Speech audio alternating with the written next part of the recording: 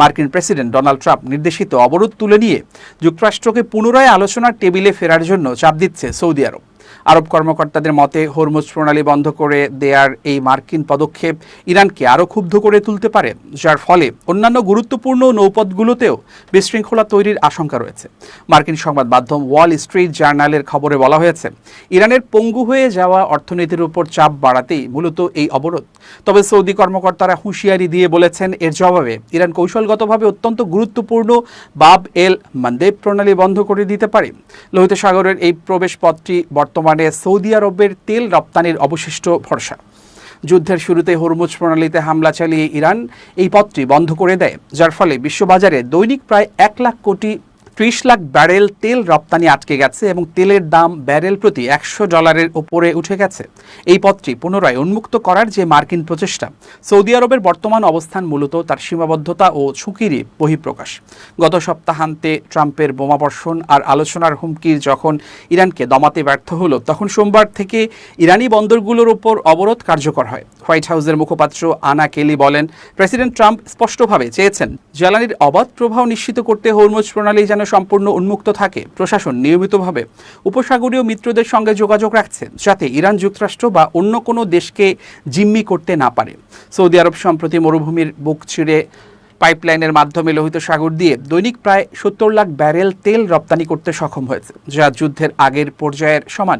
কিন্তু লোহিত সাগরের বহির্গমন পথটি যদি বন্ধ হয়ে যায়, তবে এই সরবরাহ ব্যবস্থা হুমকির মুখে পড়বে।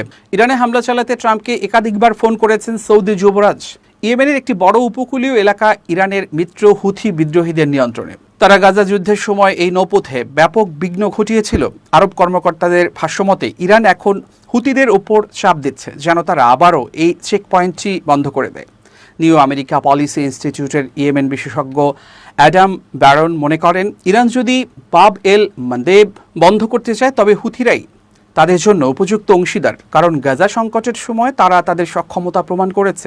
হরমুজ প্রণালীর নিয়ন্ত্রণকারী ইরানি আধা সামরিক বাহিনী রেভলিউশনারি গার্ডের ঘনিষ্ঠ তাসনিম নিউজ এজেন্সি জানিয়েছে, অবরোধের কারণে ইরান লোহিত সাগরের প্রবেশদ্বারটিও বন্ধ করে দিতে পারে। উপসাগরীয় দেশগুলো চায় না এই যুদ্ধের শেষেও হরমুজ প্রণালীর নিয়ন্ত্রণ ইরানের হাতে থাকে। কিন্তু সৌদি আরব সহ অনেক দেশই এখন আলোচনার মাধ্যমে সংকট সমাধানের পক্ষে জোর দিচ্ছে এবং মধ্যস্থতাকারীদের মাধ্যমে উভয় পক্ষই নমনীয় হওয়ার ইঙ্গিত দিচ্ছে।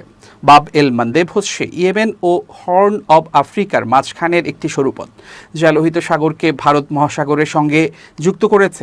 এশিয়া ও ইউরোপের মধ্যে চলাচলের জন্য এটি বিশ্বের অন্যতম গুরুত্বপূর্ণ নৌপথ। গাজা যুদ্ধের সময় হুথিদের ড্রোন ও ক্ষেপণাস্ত্র হামলায় এখানকার চলাচল মারাত্মকভাবে ব্যাহত হয়েছিল। সৌদি কর্মকর্তারা ওয়াল স্ট্রিট জার্নালকে জানিয়েছিল, তারা হুথিদের কাছ থেকে প্রতিশ্রুতি পেয়েছিলেন যে তারা সৌদি জাহাজে হামলা করবে না। তবে পরিস্থিতি এখন অস্থিতিশীল। সুইডিশ ব্যাংক এসইবির কৌশলবিদ এরিক মিয়ারসন মনে করেন, ইরান যদি তার তেল রপ্তানি বাধাগ্রস্ত হতে দেখে, তবে তারা হুথিদের মাধ্যমে পাল্টা ব্যবস্থা হিসেবে ইয়াবুন টার্মিনালের রপ্তানি বন্ধ করে দিতে পারে।